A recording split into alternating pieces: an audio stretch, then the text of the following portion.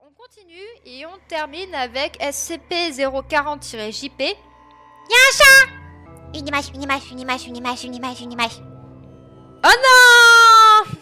Y'a pas de chat. Je suis triste. Et du coup, on a une image du SCP avant le confinement. Alors, on dirait une cabane de chasseurs ou de pêcheurs. Avec le pont en bois. Description. SCP-040-JP est un puits localisé dans un village, dans une préfecture.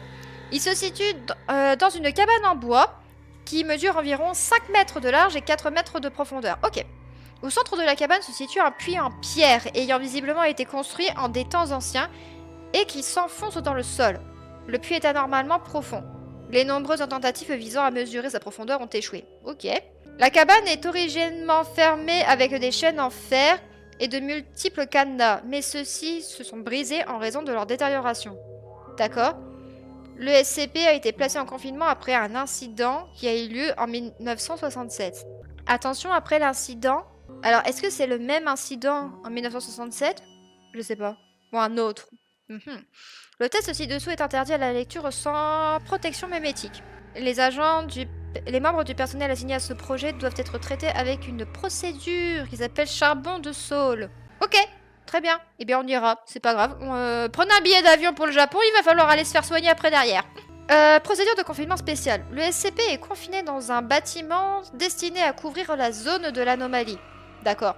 Le secteur de confinement est sous la juridiction du site 8120, pardon, je me suis trompée. Ah bah du coup, à mon avis, ça doit être justement ce site.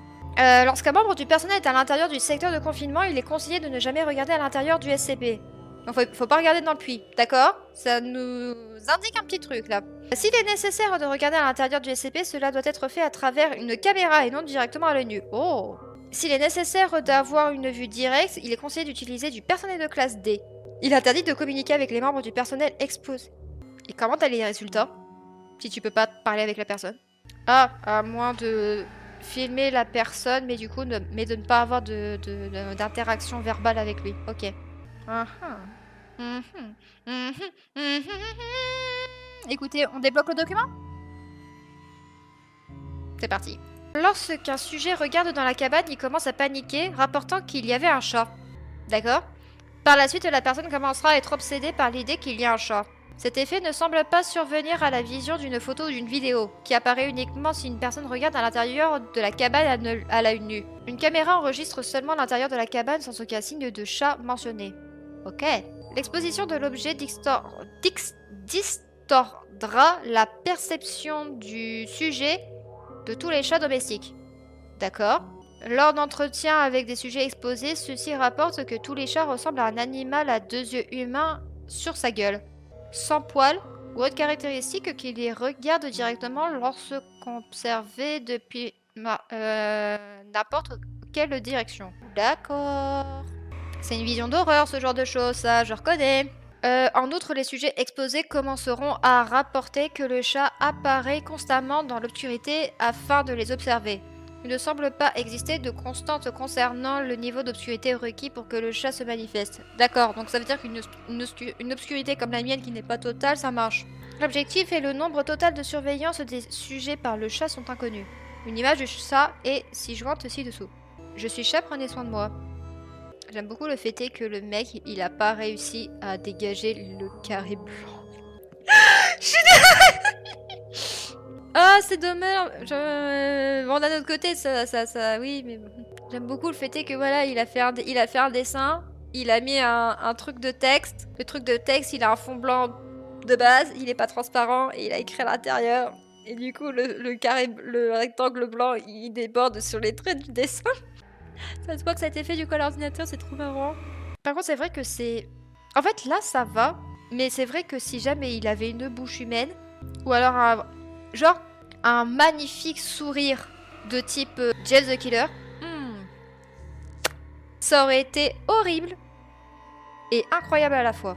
Alors, selon une enquête menée par les chercheurs de la Fondation, il a été déterminé que l'endroit de l'apparition du chat est influencé sur la position de la lentille oculaire ou de la cornée du sujet. D'accord. En d'autres termes, les observations se produisent statistiquement significativement plus souvent dans une vision périphérique du sujet. Oh, ça c'est horrible! Ça vous est déjà arrivé à vous? Je suis sûre que oui.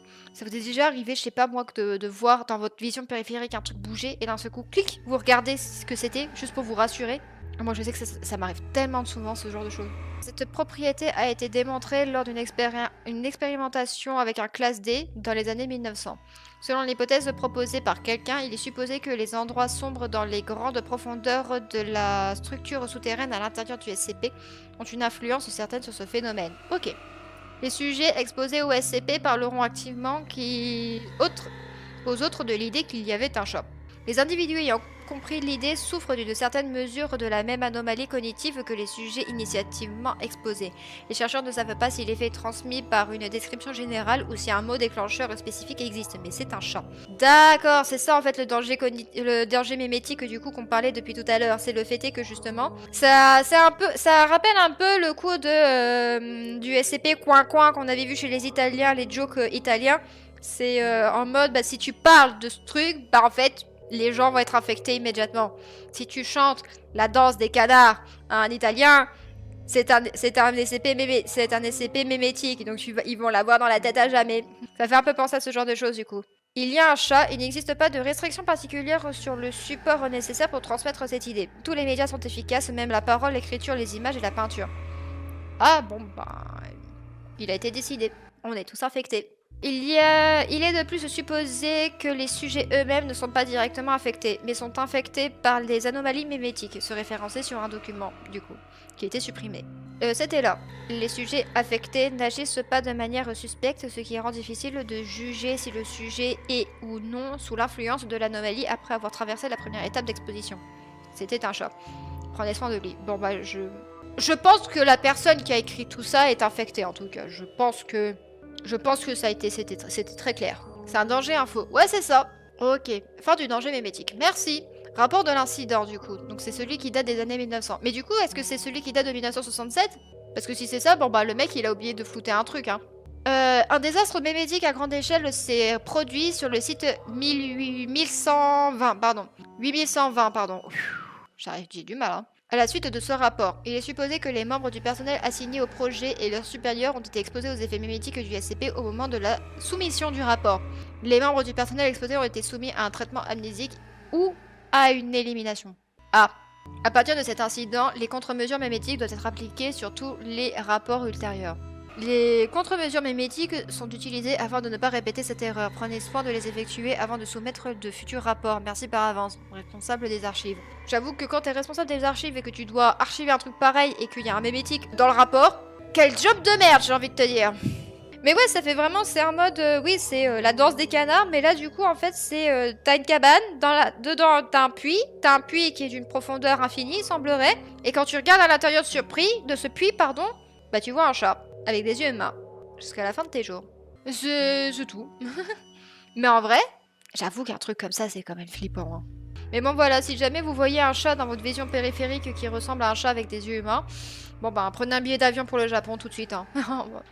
Je pense que c'est mieux. En vrai, franchement, j'avoue qu'il était pas mal. Peut-être, bon, après, c'est normal. Après le banger de 23 et de 36, partir après sur... En fait, ce SCP, il est très bien, mais... il est simple. Et ça, c'est normal. On s'est tapé 2 bangers avant, c'est normal qu'on le trouve simple. Je ne sais pas pourquoi si c'est l'un de mes préférés parce qu'il est simple, mais j'adore l'idée derrière. Bah, en soi, j'ai envie de te dire, c'est comme la danse des canards. Sauf qu'en fait, la danse des canards, faut vraiment que le mec, il te la chante, quoi. Donc là, c'est...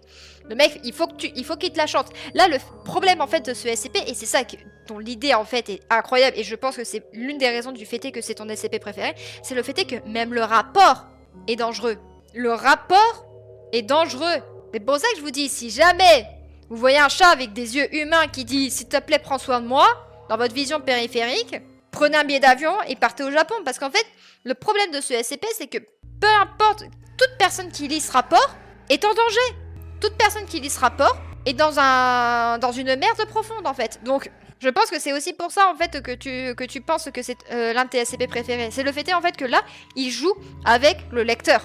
Ce SCP, il joue avec le lecteur. En fait, d'apparence, il est simple, mais l'idée derrière, elle est incroyable. C'est juste que, effectivement, le fait est, en fait, d'avoir commencé avec 23, après 36, qui sont deux bangers connus du Japon dans la branche francophone grâce du coup à Elle et Alexandre. Et après derrière t'as juste un SCP, voilà, bon un SCP mémétique et tout. Mais en fait tu te dis, bah je suis passé par deux bangers et là c'est comme si t'avais deux géants et que lui, bon bah c'est un homme normal quoi. Donc t'as deux bangers et puis t'en as un qui est normal on va dire. Mais c'est normal ce ressenti, il est normal ce ressenti. Mais c'est juste que quand tu réfléchis un peu plus derrière, bah, tu te rends compte que ce SCP c'est aussi un banger. Parce qu'en fait, c'est pas qu'un SCP mémétique, c'est un SCP mémétique qui joue avec le lecteur. Et c'est ça qui fait que ce SCP il est incroyable. Et c'est ça qui fait que je suis sûre et je suis persuadée que c'est un de tes SCP préférés aussi à cause de ça. C'est parce que il va plus loin. C'est pas comme la danse... Parce que la danse des canards, en fait, il faut que quelqu'un te la chante. En fait, c'est une transmission orale obligatoire, ou alors à la télé, à la radio, ou quoi que ce soit. Là, rien que le fait d'en avoir parlé, le fait d'avoir vu un dessin et tout, ça nous a mis dans la merde. Et c'est ça que je trouve extraordinaire, en fait, dans ce rapport. Franchement, on s'est tapé des dingueries ce soir, c'était trop bien. Mais bon, il va falloir arrêter, c'est l'heure, malheureusement.